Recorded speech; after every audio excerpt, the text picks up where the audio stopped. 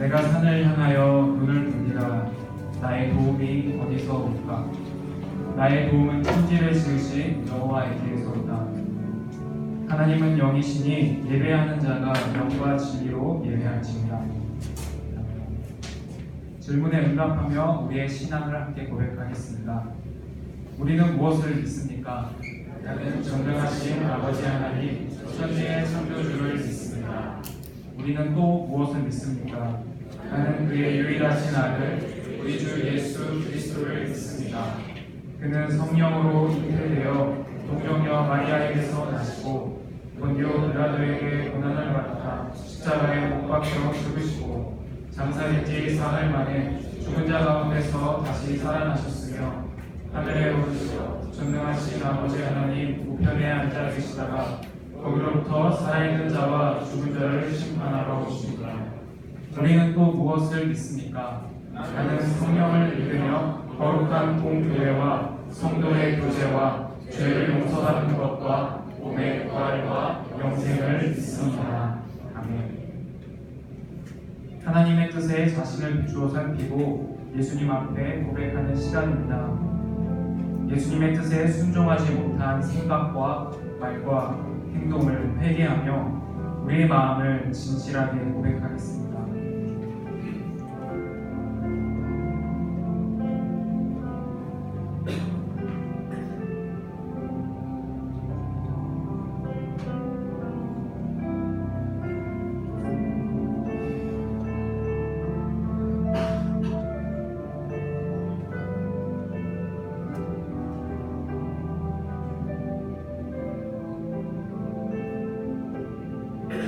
그러므로 이제 그리스도 예수 안에 있는 자에게는 결코 정죄함이 없나니 이는 그리스도 예수 안에 있는 생명의 성령의 법이 죄와 사망의 법에서 너를 해방하였습니다.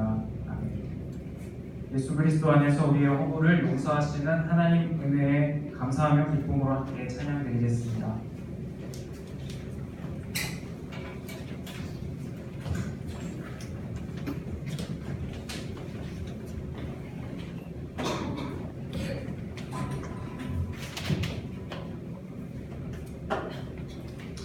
여러분 반갑습니다. 참초교회 신천교회 최고의 공동체의 청소년부 청소년으로 오신 모든 여러분을 환영합니다. 오늘도 우리가 기쁘게 기쁜 마음으로 주님을 찬양하기를 소원합니다.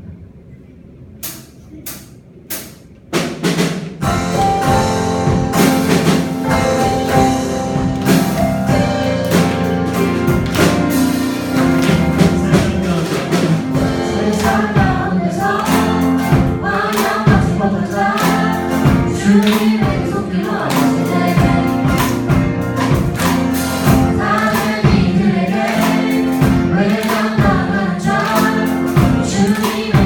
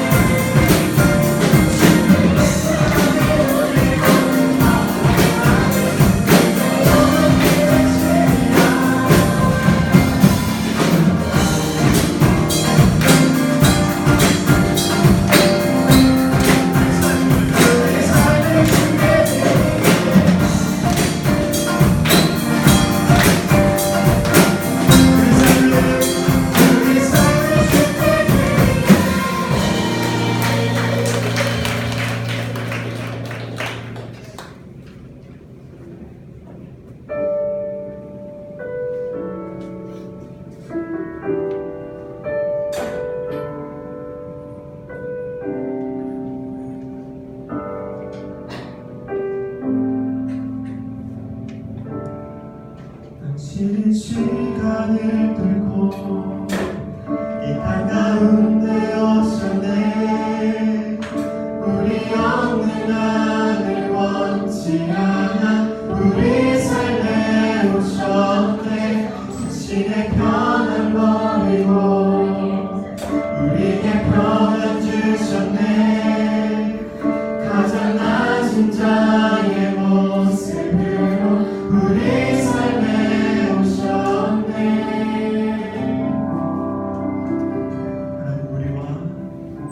하나님 우리와 영원히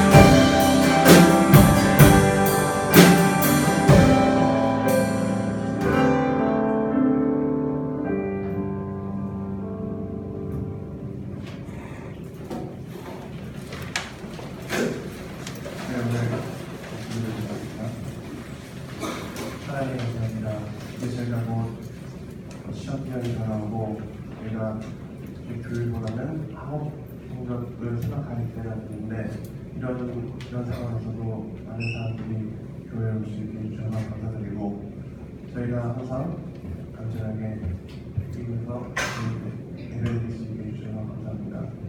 앞으로도 다음에도 저희가 안전하게 해주실 수 있게 지켜주시고 저희 마음속에 항상 하나님이 가득하도록 해주세요. 예수님 이름으로 기도드립니다.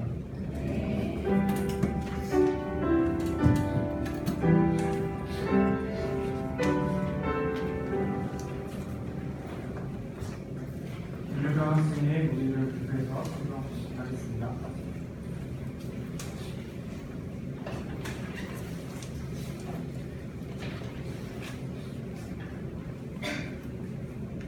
오늘 하나님이 우리에게 주신 말씀은 예레미야 2장 1절에서 5절 말씀입니다. 하나님의 말씀을 읽어보겠습니다. 바닥 산사와 제이신을 넘어오는데 왕 앞에 포도주가 있기로 내가 그 포도주를 왕에게 드렸는데 이전에는 내가 왕 앞에서 수신이 없었더니 왕이 내게 이르시되 내가 부러움이 없거늘 어찌하여 얼굴에 수신이 있느냐 이는 필연 내 마음에 근심이 있으려다 하더라. 그때 내가 크게 두려워하여 왕께 대답하되 왕은 나의 생수를 하옵소서 내 조상들의 외식이 있는 성악이 이제까지 황폐하고 성문이 불탔사오니 내가 어찌 얼굴에 수심이 없사오니까 하니 왕이 내게 이르시되 그러면 내가 무엇을 원하느냐 하시기로 내가 곧 하늘의 하나님께 묻더하고 왕에게 아뢰되 왕이 만일 좋게 여기시고 종이 왕의 목전에서 은혜를 얻었사오면 나를 비롯한 나의 조상들의 무실이 있는 성악을 구하여 그 성을 건축하게 하옵소서 하였느니 이 말씀은 하나님의 말씀입니다. 찬양대 찬양이 있음에 이번 주님께서 예레미야에 대한 질문으로 말씀 전해주셨습니다.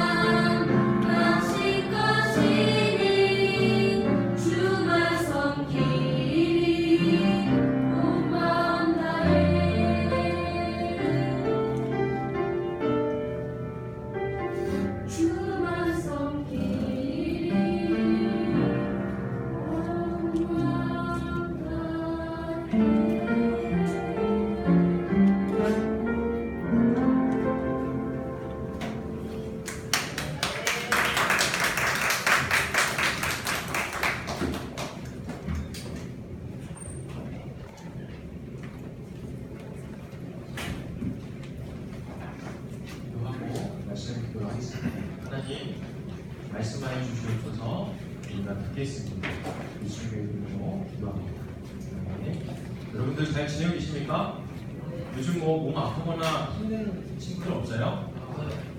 보면은 이제 땅이 얼굴로 향해 있는 여러분들 보니까 많이 힘들어 보입니다. 저는 어제 몸에 막 부드러기가 엄청 났어요. 갑자기 몸이 간지러운 거예요. 그래서 한참을 긁다가 뭔가 피부가 매끄럽지가 않아요. 그래서 보니까 처음에는 여기에 부드러기가 나기 시작하고 그다음에 한참 있다가 팔에 나고 그다음에 또 여기 이쪽 어깨 쪽에 막 부드러기가 나고 그랬었는데 여러분들 건강 조심하기를 바랍니다. 자, 전사님이 매주 토요일날마다 주일날도 교회를 나오시면은 토요일날도 이제 교회를 나가요. 그래서 전사님이 원래 기숙사에 살았는데 얼마 전에 부천으로 이사를 했습니다. 그래서 부천에서 우리 교회를 오려면 1호선, 부천 1호선이거든요. 1호선을 타고 예? 7호선이요? 부천에 7호선 있어요? 있어요. 부천에 있어요? 전사님 잘하네. 자, 아무튼 전사님이 7호선 안 타고 1호선 타고 와요. 그래서 환승을 해야 돼요. 신촌이 몇 호선입니까? 2호선입니까? 그렇죠. 정확하다. 신도림에서 전사님 환승을 합니다. 그래서 이렇게 해서 쭉 오는데 얼마 전에 있었던 일인데요. 이제 신도림역에서 그 신도림역 하면 재미있는 얘기가 있어요. 여러분들이 재미없으시죠? 네, 갑자기 여기 한 분이 입고 계시는데 네, 어떤 사람이 전사님 그 신도림에 가고 있는데 막 어깨를 치는 거예요. 저랑 무지하고 쳐다봤는데 바로 박수준 선생님이었어요. 두 번이나 만났어요. 신기하게도. 굉장히 당황하고 또 재밌는 사람이었는데 아무튼 그 이야기를 하려는 게 아니라 환승을 하는데 전사님 시간을 좀 맞춰서 나왔어요. 그래서 열차를 하나 놓치면은 교회에 좀 늦게 도착하는 지각하게 되는 그런 상황이었거든요. 지각을 하면 안 되니까 열차 놓치면 안 되니까 요즘에는 이제 어플리케이션에 지하철 그렇죠? 정보가 다 뜨잖아요. 그래서 내가 타야 되는 그 2호선이 어디쯤에 와 있나라고 해서 어플을 한번 켜봤습니다. 근데 아직 몇 분의 여유 시간이 나에게 있는 거예요. 그래서 천천히 이제 그냥 편안하게 걸어가고 환승하려고 통로를 지나가고 있는데 전사님 앞에 어떤 남자가 있었거든요. 전사님이 환승하려고 하는 사람이 전사님 말고 많은 사람도 있었을 거 아니에요? 근데 전사님과 전사님 앞에 있는 남자가 그 사람들 중에서 좀 많이 앞에 있었던 사람들이었는데 그 남자가 갑자기 막 뛰기 시작하는 겁니다. 막 뛰어가는 거예요. 갑자기 냅다가 달리기 시작합니다. 근데 전사님 어떻게 했을까요? 여러분 그런 경험 있나 보네요. 분명히 방금 핸드폰으로 시간을 확인했음에도 불구하고 앞에 있는 사람이 냅다 뛰기 시작하니까 나도 같이 덩나와서 뛰기 시작했어요. 근데 아주 더 재밌는 광경이 그 상황이 일어나게 됐어요. 어떤 상황일까요? 전사님 앞에 있었다 했잖아요. 전사님 따라가는 남자들은 앞에 있었거든요. 그 사람과 전사님이 뛰기 시작합니다. 거기는 사람 다 걸어다녔거든요. 갑자기요 가방을 갑자기 타고 막 뛰어가기 시작하는 겁니다. 천천히 뛸 때는 이렇게 약간 좀 아주 전속력, 그러니까 막 질주하는 달리기는 아니었고 천천히 좀 빨리 뛰는 그런 뛰면인데 사람들이 다 뛰기 시작하니까 속도가 점점 막 늘기 시작합니다. 무슨 시합하는 줄 알았어요. 그래서 환승풍을 급하게 지나가고 그리고 계단도요 한 계단씩 가는 게 아니라 두 개, 세 개씩 막 넘어질까봐 무서워요. 그렇게 해서 내려갑니다. 보통 환승하려고 그렇게 급하게 뛰어가면 어떠한 상황이니까 그렇게 급하게 뛰어가는 거예요? 내가 타려고 하는 지하철이 그 열차가 이제 그 플랫폼으로 들어오기 시작하거나 혹은 어떻게 해야 돼요? 이제 막 도착해서 그 스크린 도어라고 하죠? 그 지하철 문이 딱 열리는 그런 장면들이 좀 눈에 앞에 많이 보이곤 하잖아요. 근데 전사님과 그 뛰었던 사람들이 도착하니까 열차가 도착해 있었을까요? 들어오고 있었을까요? 아니요. 전사님이 타려고 하는 그 방향에도 열차는 없었고요. 그 반대편에도 열차가 없었습니다. 그래서 이제 사람의 심리가 참 재밌는 것 같아요. 그 전사님도 황당하고 어이가 없으니까 피식 웃었고 같이 뛰었던 사람들도 그렇죠. 같이 피식 웃었었거든요. 근데 그때 그 웃긴 상황에서 뭔가 전사님이 깨달음이 이 머리에 빠르게 스쳐갔어요. 뭔가 그 전사님이 거기서 배웠습니다. 우리가 이 환승하려고 하는 이 길에도 다른 사람이 뛰니까 내가 분명히 어플리케이션을 통해서 열차가 4분 뒤에 도착합니다. 지금 아직 부정과장 전에 있어요 라는 것을 확인했음에도 불구하고 앞에 있는 사람이 뛰니까 그 사람이 배가 아파서 화장실로 뛰어간 걸 수도 있잖아요. 그렇죠? 혼자가 나오려고 하니까 그래서 그런 걸 수도 있는데 그냥 앞에 있는 사람이 뛰니까 그거에 영향을 받아서 무작정 아무런 생각 없이 달려갔던 이 환승길이 어쩌면 내가 내 인생을 살아가는 이 길에서도 다른 사람이 그쪽으로 달려가니까 다른 사람이 이렇게 살아가야 된다니까 또 그렇게 사는 것처럼 보이니까 내가 그것을 쫓아서 막무가내 대책 없이 사람들을 따라 살아가지는 않았는가. 이러한 내 자신을 돌아보면 그러한 생각을 가지게 됐습니다. 여러분들은 학생들이죠? 학생들로서 어떠한 삶을 살아가고 있습니까? 여러분들도 혹시 다른 학생들이 그냥 공부하니까 그냥 나는 공부해야지 라는 이 똑같은 생각으로 똑같은 삶을 살아가며 지겨워하고 힘들어하고 있지는 않습니다. 여러분들을 만나보면요 공부하느라 반나 잠자지 못해서 조교사님 너무 피곤합니다. 힘들어요. 어제 새벽 3시, 4시에 잤습니다. 이런 친구들이 굉장히 많아요. 중학생, 고등학생 할 것 없이 굉장히 힘들어합니다. 참 마음이 아파요. 그런데 여러분 한번 생각해 보세요. 여러분들이 그만큼 밤에 잠을 안 자고 공부를 하면은 뭔가 성취감이 있어야 되잖아요. 내가 공부를 했으니까 내가 나 뭔가 깨달음이 있어. 내가 뭔가 내 내면에 뭔가 채워지는 것 같아. 뭔가 풍성함과 그런 것들을 느껴야 되잖아요. 근데 여러분들은 공부를 그렇게 하면서 물어보면 그 심리를 한번 잘 살펴보면 계속해서 끊임없이 불안해요. 그리고 힘들어하고요. 뭔가 부족함, 결핍을 굉장히 느끼고 있는 그러한 상태들이 바로 여러분들의 내면의 상태인 것 같습니다. 물론 안 그런 학생도 있겠지만 많은 학생들이, 대부분의 학생들이 그러한 것 같아요. 왜 그러는 걸까? 공부를 하면 할수록 오히려 불안해하고 초조해합니다. 내가 이제 우리가 사람이니까 밤에 잠을 자고 쉬어야 되잖아요. 그 쉬어야 되는 그 순간에도 불안해서 쉬지 못하고 머리가 피곤해서 공부도 잘 안 되는 그런 순간임에도 불구하고 펜을 손에서 놓지를 못해요. 잠자리에 들지 못하고 계속해서 책상에서 조를 하니 있더라도 그렇게 하는 학생들이 적지가 않습니다. 여기 있는 학생들은 물론이고 우리나라의 중학생, 고등학생 학생들의 형편이 그러합니다. 누군가에게 내가 따라잡히진 않을까 그런 불안함과 초조함과 결핍에 대한 문제죠. 심지어 공부에 대한 관심이 없는 학생들, 저는 우리 학생들 만나면서 몇몇 친구들과 얘기하기로는 어떤 친구는 저는 공부에는 큰 관심과 재미가 없는 것 같아요. 대학을 아직 필요한 것 같지 않습니다. 왜 가야 되는지 이유를 아직 모르겠어요. 라고 하는 친구들도요.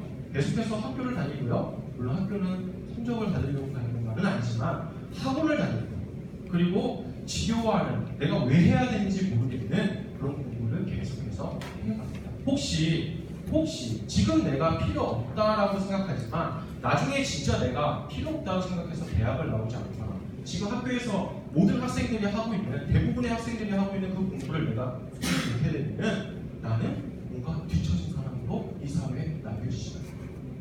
뭔가 알 수 없는 불안함과 그런 감정 때문에 억지로 공부하는 그런 아주 힘든 상황이 벌어지게 됩니다.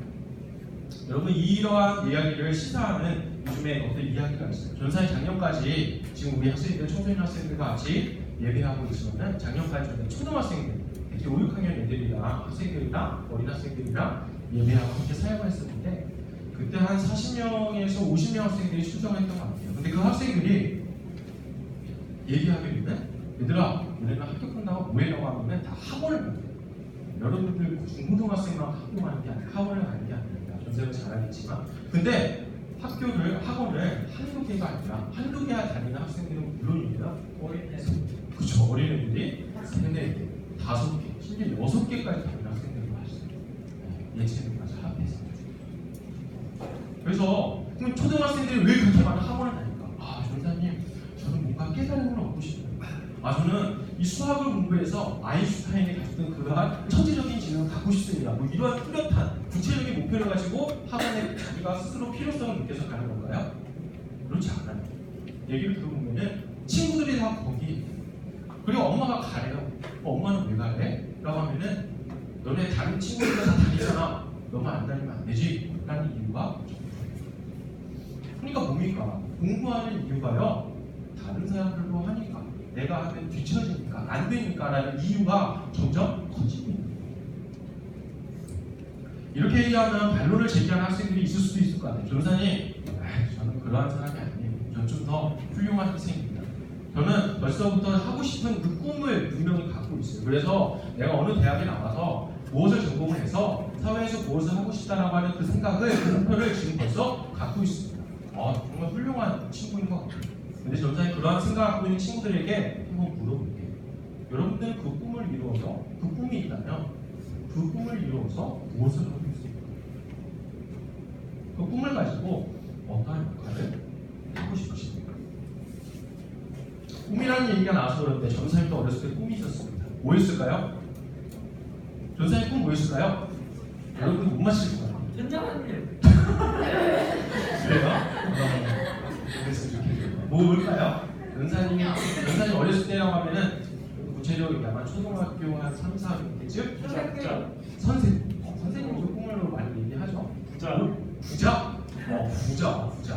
또 전사님 어렸을 때 전사님 포함해서 대부분의 학생들 거의 50명 중에 40명생들의 학생들이 말하는 꿈이 뭔지 알아요? 대통령입니다. 자 여러분들 여기에서 나 대통령 되고 싶습니다 하는 친구 있습니까? 없어요. 지금은 한 명도 없을 거예요. 근데 그때 가장 핫했던 그쵸? 그 꿈이 뭐냐면 대통령이라고 하는 거예요. 대통령 참 뭔가 귀엽습니다. 유치하기도 하고요. 근데 이 대통령이 무엇이길래 대부분의 학생들이 다 되고 싶은 꿈으로 얘기를 할까? 이 학생들이 내가 대통령이 되고 싶습니다라는 똑같은 얘기를 하고 있지만 사실 그 꿈에 대한 이야기, 대통령이 되고 싶다라는 그 이야기를 조금만 잘 들여다보면 이 이야기가 같아 보이지만 똑같아 보이지만 굉장히 그 내용이 제각기 다르다라고 하는 것을 알 수가 있습니다. 대통령이라는 사람은 이 나라의 수장으로서 그렇죠? 아주 훌륭한 사람으로서 좋은 영향력을 끼칠 수 있는 그 자리이고 대단하고 높은 사람이겠죠.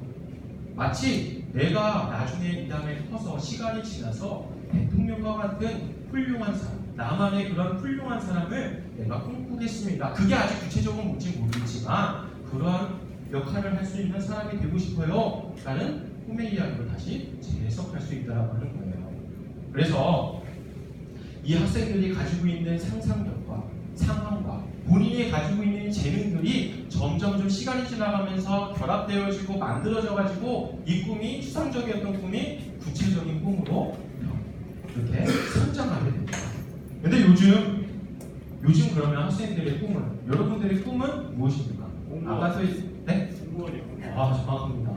그렇죠? 여기에는 이제 공무원이 되고 싶다는 친구들이 얼마나 있는지 모르겠지만 아까 그 얘기했던 초등학생들 얘기하면 아까 한 50명 나온다 했잖아요. 그 중에 공무원 꿈을 가진 학생들이 몇 명 정도 될 것 같아요? 45명. 전장이 직접 조사해봤어요. 그때 교회에서 45명. 32명이었습니다. 적은 숫자에 많은 숫자예요. 굉장히 많은 숫자예요. 공무원의 특징이 뭘까요? 이제는 꿈이 대통령에서 공무원으로 바뀌었다고 하는 거예요. 공무원의 특징이 뭐냐면 안정된 수입 그리고 보장된 복지. 그래서 굉장히 많은 사람들이 부러워하고 하고 싶어하는 직업이 바로 공무원 아닙니까? 요즘에 하늘의 별따기라고 하죠. 전사님 주변에 이 공무원을 하려고 하는 준비하는 사람들, 이미 된 사람들 굉장히 많습니다. 이 어린 초등학생들이 자신의 꿈을요, 그냥 내가 안정되게 살아가는 것, 그걸 위해 돈이 필요하고 복지가 필요한 그러한 직업을 바로 공무원이라는 것을 가지고 자신의 꿈을 그렇게 전락시켜버리는 거예요. 그래서 학생들이 꿈에 대한 상상력이 제한되어버리는 겁니다. 그 꿈을 이루기 위해서 이제 학교 다니고 학원을 다니니 공부가 재밌을 리가 있을까요? 너무나 괴롭죠. 하루의 삶이 녹록지도 않고 보람 없다라고 하는 사람들도 굉장히 많은 것을 우리가 심심치 않게 듣게 됩니다. 남들 모두가 이곳에 저기에 행복이 있다라고 여기며 달려가는 것을 보니 왠지 나도 그곳으로 달려가야 될 것 같은 그런 불안한 심입니다. 마치 전사님 그 지하철에서 경험했던 앞에 사람이 뛰니까 무작정 뛰어가요. 그래서 우리의 인생의 길도 남들이 가는 대로 그대로 따라가는 그런 인생을 어쩌면 내가 살고 있지 않을까. 오늘의 말씀의 제목은 느헤미야의 길입니다. 전사님이 제목을 짓기를 여기에서의 길의 의미란 인생의 길을 얘기하고 싶었어요. 느헤미야는요, 조국 이스라엘이 페르시아의 속국으로서 나라를 잃었던 사람이었어요. 하지만 페르시아의 왕이 살았던 그 수상궁에서 왕의 술 관원장으로서, 술을 맡은 관원장으로서 그 직책으로서 평생을 호의무식하며 살아갈 수 있는 남부를 것 없는 사람이 바로 느헤미야였습니다. 그런데 오늘날 그가 고국에서 돌아온 이스라엘 사람을 통해서 예루살렘의 형편이 어떠한지 그 소식을 듣게 됩니다.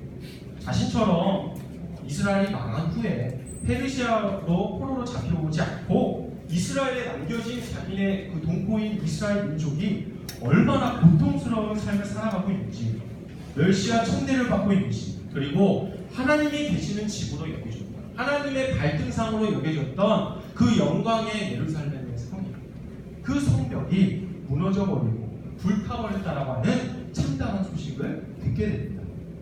지난주에 박전사님의 말씀을 잘 배웠던 학생들은 알 수 있죠. 느헤미야가 이 슬픔에 잠겨서 뭘 했죠? 금식하면서 기도하기 시작합니다. 그 기도의 내용이 무엇이냐? 하나님을 떠나 악을 행했었던 우리 민족의 죄를 회개하고, 그리고 무너진 성벽을 재건하고 싶다라는 그 간절한 기도를 느헤미야가 금식하며 시작하게 됩니다.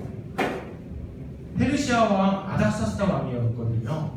그 왕이 이제 자신의 술을 따르는, 술 맡은 관원장이니까 느헤미야가 자신에게 술을 따라주는 그 이제 느헤미야를 보니까 얼굴이, 그 꼴이 말이 안 됩니다. 많은 이제 성경을 해석하는 학자들이 추측하기를 아닥사스다 왕과 느헤미야의 관계가 그냥 왕과 신하의 관계를 떠나서 그걸 넘어서서 굉장히 신뢰하고 굉장히 친밀한 관계이지 않았을까라고 생각하는데, 전체도 그렇게 생각을 합니다. 그런데 그래서 서로에 대한 관심이 많았을 거예요. 그제 아닥사스다 왕이 느헤미야의 얼굴을 보니까 이 얼굴에 수심과 근심이 가득하잖아요. 태풍이, 그렇죠? 이게 태풍 속에서 하나님께 이걸 나왔습니다. 하나님 여러분 기뻐하십니다. 자, 아무튼 얼굴에 근심이 가득하니 아닥사스다 왕이 다음과 같이 얘기를 합니다. 함께 2절의 말씀을 읽어볼까요? 자, 2절의 말씀 시작. 왕이 내게 이르시되 내가 병이 없거늘 어찌하여 얼굴에 수심이 있냐? 이는 필연 내 마음에 근심이 있으리로다 하더라. 그때 내가 크게 두려워하노라.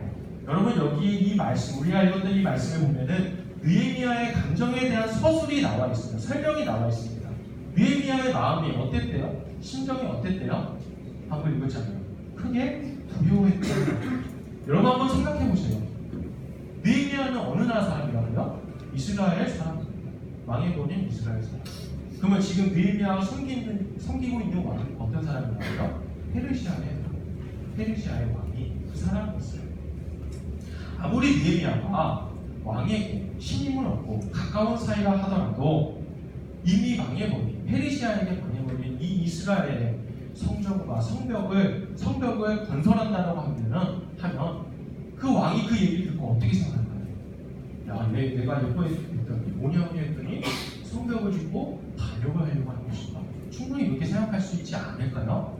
그렇죠? 그래서 지금 이 말씀에 보면은 느헤미야가 왕이 나를 걱정해서 너 무슨 일이냐라고 했을 때 크게 두려워했다라고 하는 말이 그 의미인 것입니다. 느헤미야가 성벽을 재건하고 싶습니다라는 걸 간절한 기도를 하나님께 금식하면서 눈물을 흘리며 기도했지만 정작 그것을 얘기하는 그 순간은 결코 쉬운 상황이, 그러한 시간이 아니었다는 말입니다. 자칫하면은 자신의 목숨, 자기가 호의무식하며 누릴 수 있는 이 직책이 몽땅 송두리째 날아갈 수 있는 엄청난 위기의 순간인 것입니다. 그렇다면 성벽을 재건하는 것이 도대체 무엇을 의미하길래, 느헤미야에게 도대체 무엇을 의미하길래 이 사람이 자신의 목숨을 담보로 한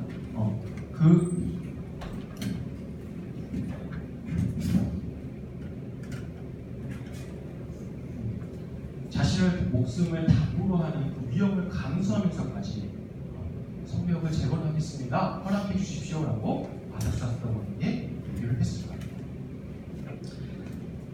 우리가 이스라엘이 나중에 남과 북으로 나뉘어지고 그리고 북이스라엘 남유다 이 순서대로 멸망했다라는 것을 바벨론에게 그리고 페르시아에게 멸망해서 포로 생활을 길게 했다라는 것을 우리가 구약 성경을 통해서 알 수가 있죠. 그런데 이렇게 이스라엘이 북쪽이 나고 바벨론에게 이렇게 망해버리게 된 것은 페르시아의 속국으로 살아가게 된 것은 이들이 하나님의 말씀을 떠나서 하나님이 아닌 우상에게로 마음을 빼앗기고 그곳에 향했기 때문입니다. 하나님을 떠난 백성들이 하나님께서 그 마음에 품으셔서 사랑하셨던 고아와 과부, 나그네와 같은 이러한 사람들을, 연약한 사람들을 오히려 이스라엘 백성들이 그들을 돌보는 게 아니라 하나님의 마음을 가지고 돌보는 게 아니라 자신의 탐욕을 계속해서 그 욕망을 이루기 위해서 그 사람들을 희생시키고 해치는 그러한 악한 백성이 이스라엘 백성이 되기 때문에 하나님께서 이제 이 나라를 쪼개고 그리고 다른 나라의 포로로서 속국으로서 멸망케 하시는 심판을 하나님께서 내리셨습니다. 이러한 맥락에서 느헤미야가 무너진 성벽을 내가 재건하겠습니다. 그 느헤미야의 기도는 그 소망은 우리 조상이 악을 행함으로써 하나님을 떠났던 우리 이스라엘 모든 백성들이 나를 포함한 모든 백성들이 이제 다시 하나님께로 돌아가겠습니다 라는 회개의 메시지였던 거예요. 하나님을 향한 이 느헤미야의 간절한 마음, 하나님에게로 돌아가고자 하는 이 간절한 마음은 죽음의 위기도 막을 수 없었던 겁니다. 이 느헤미야의 말을 들은 왕은요 다음과 같이 말합니다. 그런데 여기에서요 느헤미야의 탁월함이 하나님을 향한 진실된 그의 모습이 두드러지게 못합니다. 우리가 여기 있는 모든 여러분들이 반드시 가져야 할 신앙의 태도를 느헤미야가 지금 이 시간에 우리에게 보여주고 도전합니다. 함께 4절의 말씀을 읽어보겠습니다. 시작. 왕이 내게 이르시되 그러면 내가 무엇을 원하느냐 하시기로 내가 곧 하늘의 하나님께 묵도하고. 여러분 전사님이 얘기한 그 느헤미야의 탁월함, 그 위대한 태도가 무엇인지 시온아 무엇인지 알겠어요? 뭐가 느헤미야의 탁월한 점이죠? 바로 왕이 너가 원하는 것이 그러면 무엇이냐라고 하면 이제 어떤 차례가 되는 거예요. 느헤미야가 지금까지 간절하게 품어왔던 성벽 재건에 대한 꿈을 지금 얘기하면 되는 거잖아요. 그렇죠? 그 찰나에 그런데 얘기하는 것이 아니라 그 찰나에 하나님께 묵도했다라는 말씀이 끝절에 있습니다. 내가 곧 하늘의 하나님께 묵도하고. 전사님 묵도하고 여기서는 기도한다는 얘기죠. 그래서 뭐 물론 기도는 중요하지만 기도하는 사람이 느헤미야가 있냐 아니고 많은 사람들인데 그렇게 흥분해서 호들갑이시니까 라고 얘기할 수 있을 것 같아요. 근데 여기서의 기도는 더 깊은 의미입니다. 느헤미야에서 기도했다라고 하는 거, 그 찰나의 순간에 기도했다라고 하는 것은요 조금 더 깊은 신앙의 어떤 내면을 가지고 있다라고 하는 거예요. 느헤미야는 이 성벽 재건에 대한 이 기도, 이 꿈을요 얼마 동안 기도했지 아세요? 느헤미야 1장에 보면 기스루월부터 시작해서 니산월까지 기도를 했다라고 나와요. 근데 그게 기스루월은 11월에서 12월 중순으로 이제 왔다 갔다 하고요. 니산월은 3월에서 4월 중순으로 왔다 갔다 합니다. 계산하면 몇 개월 정도 되죠? 대략 4개월 정도가 되는 거죠. 4개월에 되는 시간을 하나님께 간절히 기도했습니다. 우리가 보통 하나님께 간절히 기도했고 그 기도한 내용이 이루어지면 하나님께 응답하셨다라고 기쁨으로 그냥 받아들이기 마련해요. 그런데 느헤미야는 여기에서 그냥 기뻐하고 자신의 소원을, 그렇죠? 내가 충분히 기도했다라고 여기는 것이 아니라 이 순간에도 하나님께 기도함으로써 묵도함으로써 하나님을 인정하는 것이 있지 않아요. 인정하는 걸 있지 않게 돼요. 눈물과 슬픔으로 소원했던 것을 지금 내가 섬기고 있는 인간의 왕 아닥사스다 왕이 그 모든 것을 주무르고 그 모든 허가를 해줄 수 있는 사람인 것 같지만 실제로는 그 왕을 움직이시는, 그 왕의 마음을 움직이시는 분은 바로 하늘의 하나님이시며 자신의 기도와 이 계획과 소원을 최종적으로 결정해 줄 수 있는 분이 바로 하나님이시라고 하는 그 신앙 고백을 그 그 찰나의 순간까지 잊지 않았던 겁니다. 사랑하는 청소년 여러분, 여러분은 어떠한 인생의 길을 걸어왔습니까? 그리고 앞으로 어떠한 길을 걸어가려고 합니까? 느헤미야가 걸었던 그 길은요, 좀처럼 세상 사람들이 걷지 않았던 길이었습니다. 그는 세상의 무엇가를 얻는 것을 위해서 하나님이 주신 그 삶을 낭비하지 않았어요. 모든 사람들이 여기 있는 여러분들을 포함해서 전도사님까지 그리고 모든 사람들이 자신의 것들을 제각기 소유하고 있습니다.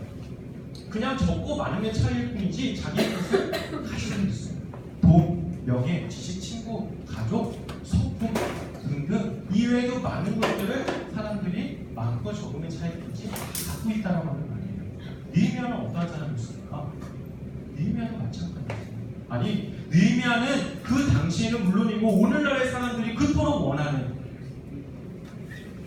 그 부유함을 소유한 사람이었고, 그리고 올라가고 싶은 그 정점에 올랐던 사람이었어요.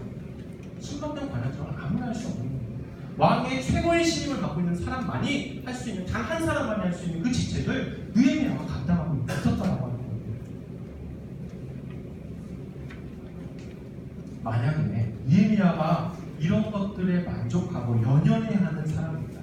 그것만을 인생의 최종의 목표로 생각하고 그 길을 달려가는 사람이었더라면 우리가 읽었던 이 느헤미야의 말씀은, 내용은 지금 성경의 말씀으로 존재하지 않았겠죠. 하지만 느헤미야는 그것으로 만족하는 사람이 아니었습니다. 느헤미야가 별나거나 특이한 사람이어서 그런 건가요? 아닙니다. 그가 그렇게 그런 인생을 살아갈 수밖에 없었던 이유는 느헤미야는 하나님을 단단히 붙들었던 사람이었기 때문입니다. 그가 목숨까지 걸면서 자신의 그 길을, 하나님이 원하시는 그 길을 걸을 수 있었던 것은 하나님께서 내게 선물로 주신 그 소중한 삶을 어떻게 내가 살아가야 하는 것인가, 이러한 진지한 질문에 대한 답을 느헤미야는 가지고 있었던 겁니다. 이스라엘 성벽이 무너진 이 상황 속에서 성벽을 재건하는 이 꿈을 꾸며 그리고 그렇게 살아가며 우리의 백성, 죄를 지어 하나님께 떠났던 우리의 백성이, 세상 사람들이 이것이 좋다라고 해서 그 우상에게로 떠났던 백성이 이제는 하나님께 돌이키겠습니다, 돌아가겠습니다 라는 그 꿈을 꾸었다는 것입니다. 다시 한번 묻습니다. 여러분들은 어떠한 인생의 길을 걸어가겠습니까? 하나님은 동일하게 여러분들에게 생명을 허락하시고 지금 이 시대를 살아갈 수 있는 시간을 허락하여 주셨는데, 여러분들은 어떠한 길을 걸어내고로써 우리에게 생명을 허락하신 하나님께 응답하겠습니까? 하나님이 없다하며 강자만이 살아남는다는 양육강식의 세상 속에서 다른 사람의 눈을 의식하면서 인정을 욕망하면서 뒤처지진 않을까, 내가 도태되진 않을까, 낙오되진 않을까, 끊임없이 불안해하는 그런 인생의 길을 걸어가겠습니까? 아니면 외롭고 힘들고 좁아 보이고 때로 위험해 보이는 그 길이지만 하나님의 마음을 시원케 하고서 하나님께서 책임지시는 참된 인생의 길을 걸어가겠습니까? 여러분들은 어떤 길을 걸으려 합니까? 기도하겠습니다. 하나님, 오늘 느헤미야의 말씀을 통해서 나에게 생명을 허락하신 하나님의 그 부분에 우리가 어떻게 어떠한 인생을 삶으로써 그 응답에 도움해야 하는지 진지하게 고민하게 됩니다. 성령님, 이 힘든 이 세상을 살아가는 모든 청소년 학생들과 함께하여 주셔서 여기에 행복이 있다, 저기에 소망이 있다 라고 하는 사람들의 말과 그들의 달려감에 헷갈려하고 현혹되는 것이 아니라 나를 이 세상에 보내주시고 나를 만들어주신 그 하나님께서 가르치시는 그 방향을 우리도 바라보고 그 길로 달려갈 수 있는, 그렇게 살아갈 수 있는 여기에 모인 우리 모든 청소년 학생들 될 수 있도록 그 인생 축복하여 주시옵소서. 예수님의 이름으로 기도합니다. 네, 공원 찬양 드리며 하나님께 인을 드리도록 하겠습니다.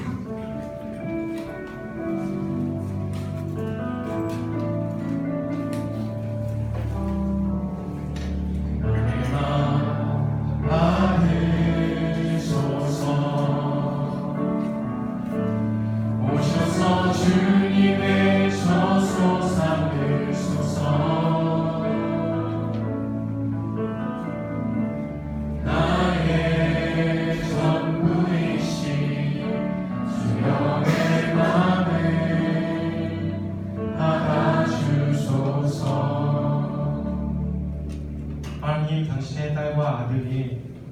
예수님을 사랑하는 마음으로 예수님께 감사하는 마음으로 정성껏 예물을 준비하여 드리나이다.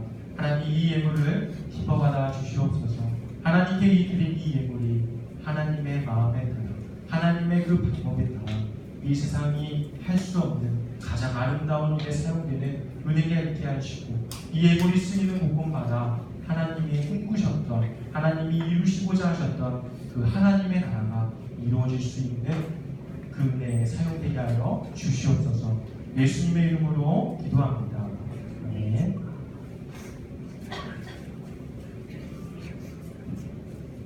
다 함께 일어나셔서 지금 우리가 주님 앞에 일단 찬양하면서 나아가도록 하겠습니다.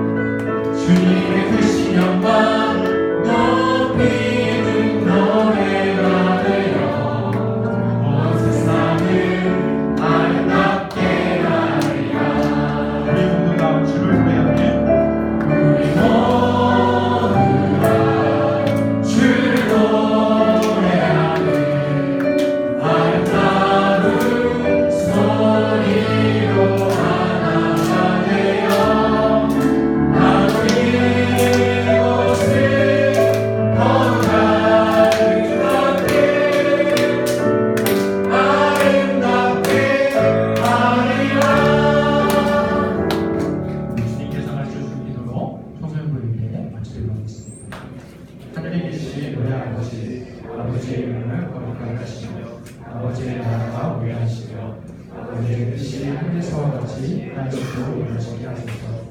오늘 우리에게 일어나 가르치게 주시고 우리가 우리에게 잘못한 사람을 용서하여 준 것 같이 우리 죄를 용서하여 주시고 우리를 시험에 빠지지 않게 하시고 악에서 구하소서. 나라와 권능과 영광이 영원히 아버지의 것이다. 아멘.